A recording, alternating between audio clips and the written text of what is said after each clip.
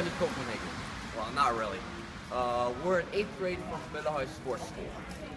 And we would like to show you around our capital, Copenhagen. And now we're standing outside the National Museum of Denmark.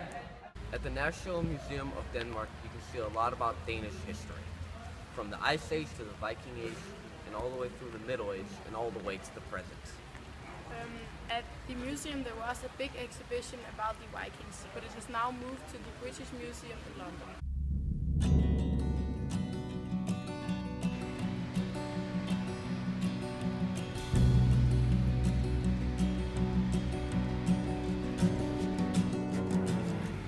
Christiansborg Palace is located on the tiny island of Slotsholm. It contains the Danish Parliament, the Supreme Court and the Ministry of State. The Prime Minister of Denmark also uses the royal reception rooms in connection with the state visit by foreign state leaders. Christiansborg is outstanding in the respect that here you will find under Denmark's political center the ruins of the principle of the Middle Ages.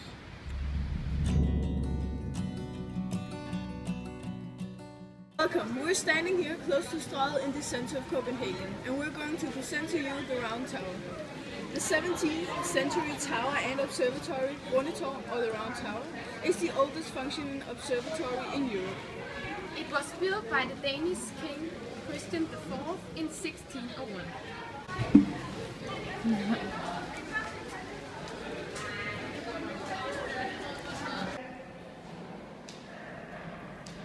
To get up to the top, you have to walk a spiral walk, which is 209 meters long, even though the tower is 30 feet tall.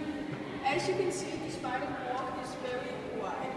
It was built so people could drive up with their horse carriage. People visit to see the view and the history behind it. H.C. Andersen, the Danish famous writer, used to work in the library inside Rundetårn. It has also been used to perform many concerts, and it participates in many Danish TV shows.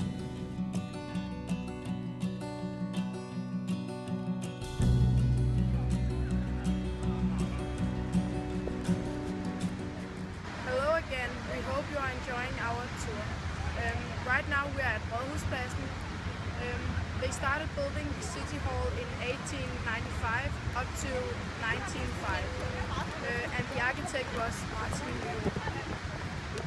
There are lots of events on Rådhuspladsen. For example, on New Year's Eve, lots of people get together and fire fireworks to celebrate the new year.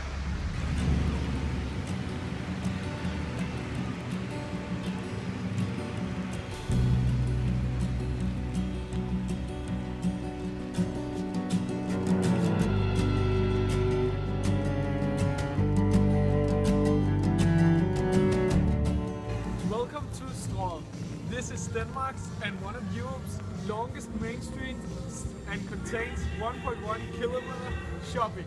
But that's not all. Look up and down the side streets during your shopping spree and you will see several of Copenhagen's most beautiful sights and attractions. In the Strøget, two squares are on each side of the street.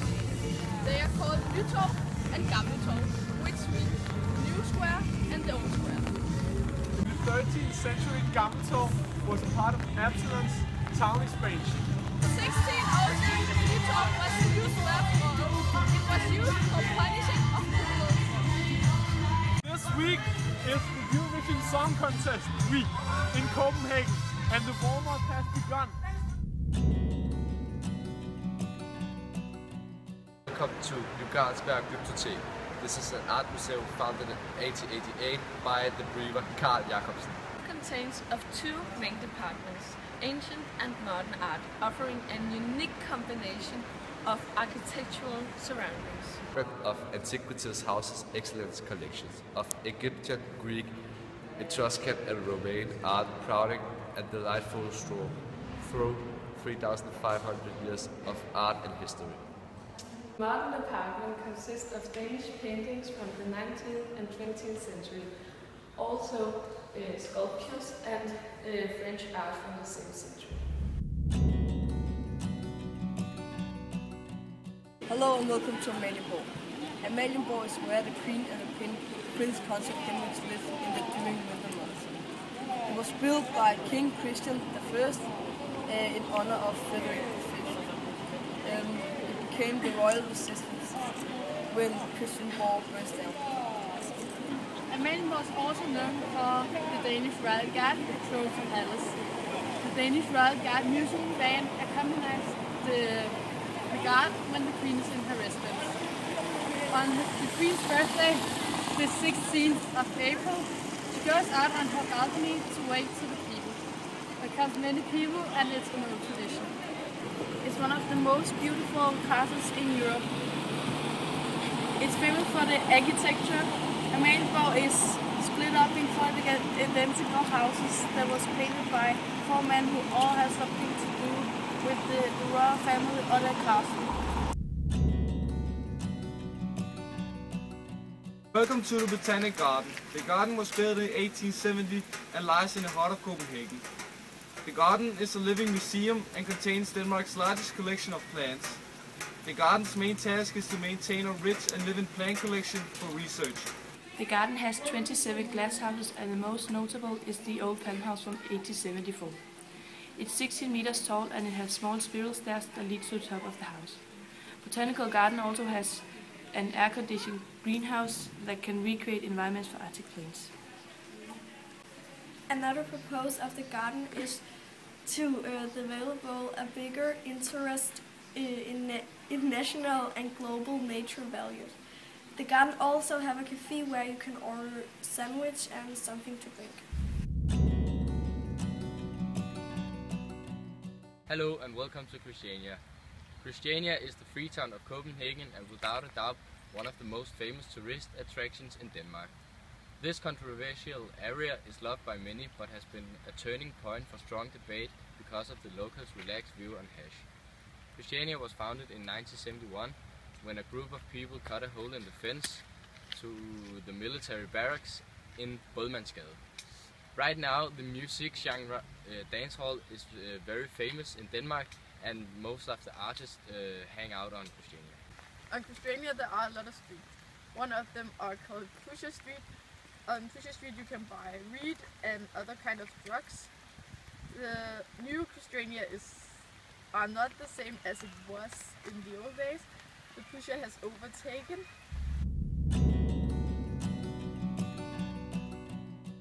I am Magnus. And I'm Ellen. And this is Nyhavn. Especially during the summer, Nyhavn is the perfect place to end a long day. Have dinner at one of the cozy restaurants or do like the locals and buy a beer from a nearby store. And rest your feet at the quayside. House number 9 is the oldest house in the area, dating back to 1681. Hans Christian Andersen used to live in number 20. This is where he wrote the fairy tales Tinderbox, Little Claus and Big Claus, and Princess and the Pea. He also lived in number 18 and number 67. Originally, Nyhavn was a commercial port where ships from all over the world would dock. The area was packed with ladies of pleasure and alehouses. And this was Nyhavn! This is Rosenborg Castle and it's one of the most famous castles in Denmark.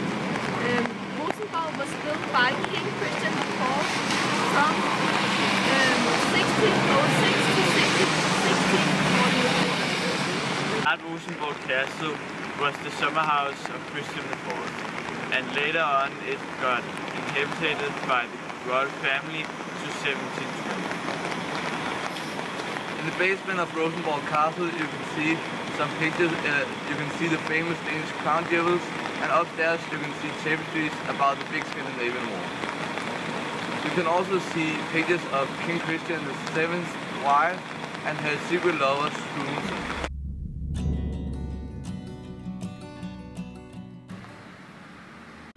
Hans Christian Andersen was a very successful author who wrote many fairy tales. One of the fairy tales he wrote was The Little Mermaid, and this story became so popular that there's been made a statuette of her in Langelinie. This is a statuette of H.C. Andersen, and he is well known all over the world. Tivoli is a big amusement park in Copenhagen. Many kids love to visit the park because there are a lot of roller coasters and many fun. As you can see, there are also many older people that love to visit the garden. A.C. Andersen have a very popular ride inside the garden, which is named The Flying Suitcase. The Little Mermaid is one of the most seen attractions in Copenhagen. H.C. Andersen wrote a fairy tale called The Little Mermaid, and Disney made a movie about her, and it became very famous. She survives and lives happily ever after, but in the original version she dies.